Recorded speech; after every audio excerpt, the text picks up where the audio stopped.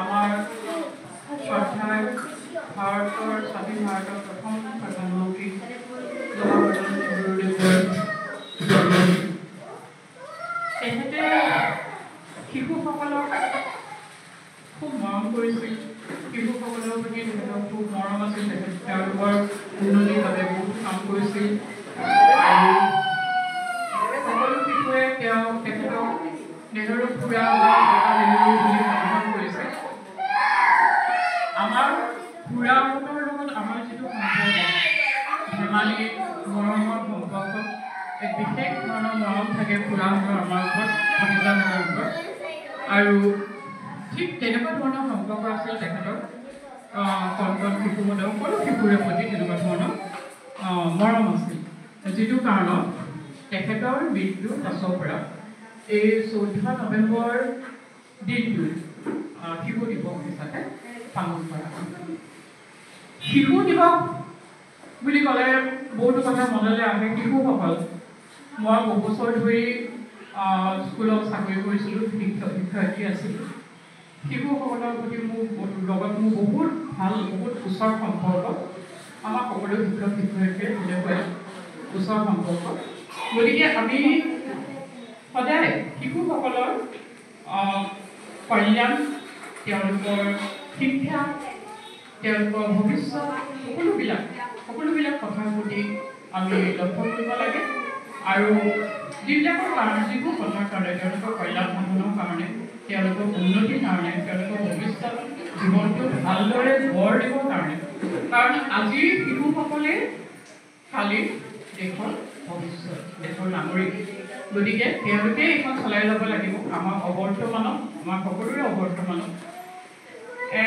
সেইকাৰণে সেইটো কাৰণে এই শিশু দিৱস দিনটো উদযাপন কৰা হয়। আৰু শিশুসকলৰ আমি প্ৰথম তেওঁলোকৰ আমাৰ এইটো সকলোৰে আমাৰ দায়িত্ব, আমি তেওঁলোকৰ চাইক'লজিটো আমি অধ্যয়ন কৰিব পাৰিব লাগিব। সৰু ল'ৰা ছোৱালী বা নৱপ্ৰজন্মৰ কথাও হয়, সৰু ল'ৰা ছোৱালীখিনি এটা ফুলৰ দৰে, এটা ফুলৰ কলিৰ দৰে। ফুলৰ কলিটো আমি যত্ন নল'লে এটা ভাল ফুল, ধুনীয়া ফুল বা এটা ধুনীয়া ফলৰ উৎপত্তি নহয়। ঠিক সেইদৰে আমি শিশুসকলকো সেইদৰে যত্ন ল'ব লাগিব, তেওঁলোকৰ মনত যাতে কোনো অন্ধবিশ্বাসে নহয় নাপায়। আৰু আটাইতকৈ ডাঙৰ কথা, সৰুৰে পৰা আমি তেওঁলোকক এটা বস্তু কিন্তু শিকাবই লাগিব, সেইটো হৈছে অনেষ্টি, সত্যতা। তেওঁলোকক শিকাবই লাগিব সকলো ক্ষেত্ৰতে, যিকোনো কাম তেওঁলোকে অনেষ্টিৰে কৰক। এতিয়াৰ শিশুসকলক যদি আমি সেইদৰে গঢ় দি উঠাওঁ, এটা সময়ত আমাৰ সমাজখন বহুত সুন্দৰ হৈ পৰিব, অনেষ্ট মানুহেৰে ভৰি পৰিব। আমি যেতিয়া স্কুলত ষ্টুডেণ্টছখিনিৰ লগত কথা পাতোঁ, এটা কথা মই সদায় শিকাম, যিটো ছাবজেক্টে নপঢ়াওঁ, মই এটা কথা সদায় কওঁ যে তোমালোকে অনেষ্টিক সদায় ফাৰ্ষ্ট প্ৰিফাৰেঞ্চ দিবা, সদায় গুৰুত্ব দিবা। অনেষ্টি, সততাৰে কৰি যোৱা কাম। তোমালোকৰ কষ্ট হ'ব পাৰে, তোমালোকৰ কিছু সময় দিব পাৰে, কিন্তু তোমালোকে ইয়াৰ ভাল ফল এদিন নহয় এদিন দেখিবলৈ পাবাই। সেই কথা, গতিকে তেওঁলোকক অধ্যয়ন কৰিবলৈ শিক্ষা দিব লাগে, কিতাপ পঢ়ক। আজি আমাৰ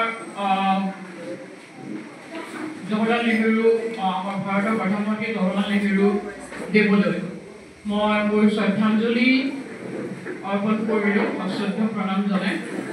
আৰু আমাৰ মাজৰ পৰা অকালতে গুচি যোৱা আমাৰ প্ৰাণৰ শিল্পী জুবিন গাৰ্গ, তেখেতলৈও আমি শ্ৰদ্ধাঞ্জলি জনাইছোঁ। বহুতখিনি জুবিন গাৰ্গে দি গৈছে, তেখেতে বহুত দৰকাৰী কথা কৈ গৈছে এইখন সমাজৰ। তেওঁ জীৱিত থকা কালত নিচে কম কৰাতে তেওঁ গুচি গৈছে, কিন্তু যিখিনি কথা কৈ গ'ল, এটা বহুত ডাঙৰ কথা জুবিন গাৰ্গে কৈছিলে, কিতাপ নপঢ়া জাতিক গামোচাই বচাব নোৱাৰে। এই কথাটো খুব সত্য কথা। তেওঁ